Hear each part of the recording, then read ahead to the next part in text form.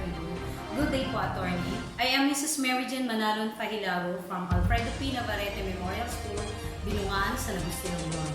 My first chosen case is about Colegio de San Juan de Letran, the petitioner, versus Isidra de la Rosa Meris, the respondent, with a general register number 178837, dated September 1, 2014. The facts of the case are as follows.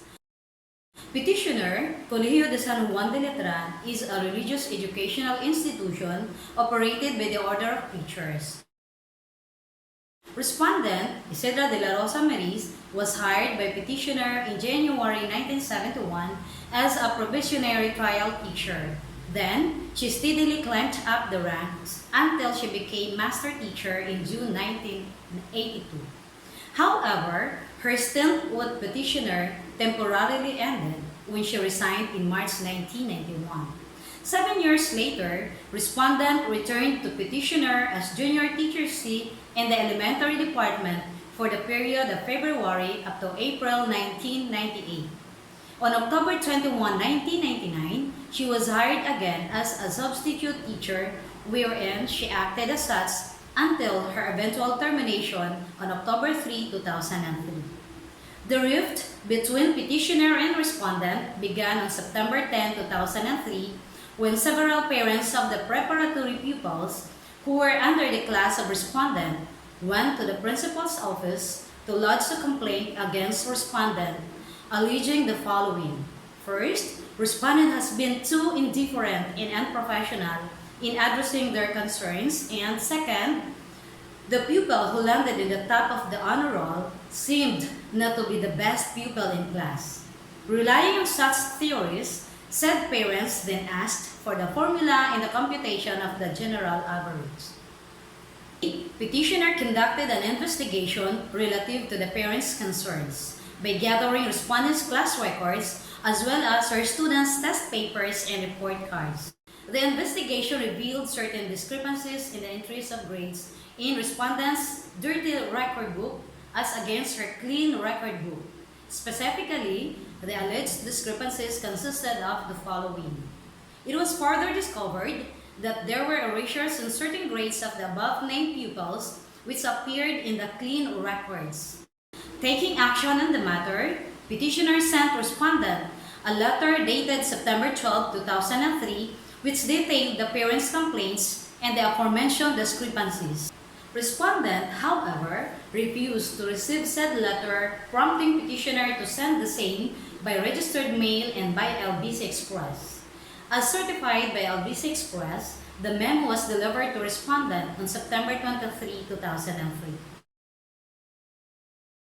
According to respondent, upon her receipt of the aforesaid letter, she approached the principal, Angelita M. de los Reyes, and asked that the complaints of the parents be reduced to writing.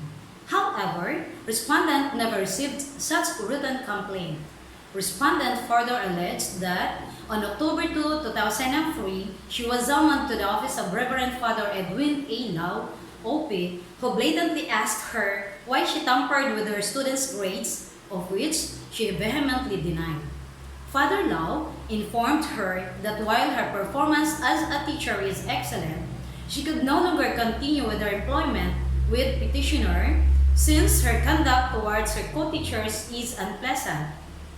At that instance, Father Lau terminated her employment effective October 3, 2003.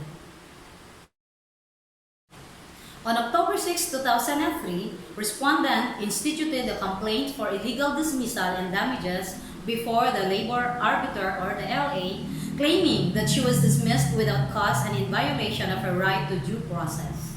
Weighing the respective positions of the parties, the LA rendered a decision dated May 14, 2004, finding the dismissal of respondent valid and legal. In view thereof, respondent appealed the aforesaid decision to the National Labor Relations Commission or the NLRC, which rendered a decision on February 28, 2005, declaring that respondent failed to exercise the necessary degree of prudence in rating the academic performance of her pupils. Nonetheless, The NLRC found the conduct of respondent as one which does not involve moral turpitude. Accordingly, a penalty less severe than dismissal is appropriate. The NLRC thus held. Wherefore, premises considered, the decision under review is hereby modified by ordering the respondent, Letran College of Manila, to pay the complainant separation benefits in lieu of reinstatement without back wages at the rate of 1 month's salary for every year of service. All other claims are dismissed for lack of merit.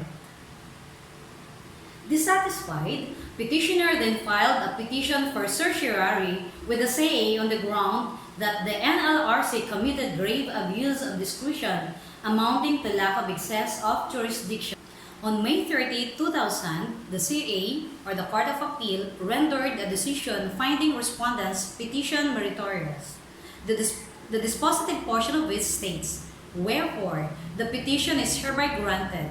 The decisions dated 28 February 2005 and 18 November 2005 of the National Labor Relations Commission are reversed and set aside, with a new one entered finding illegal and dismissal from service of petitioner Isidra de la Rosa Maris.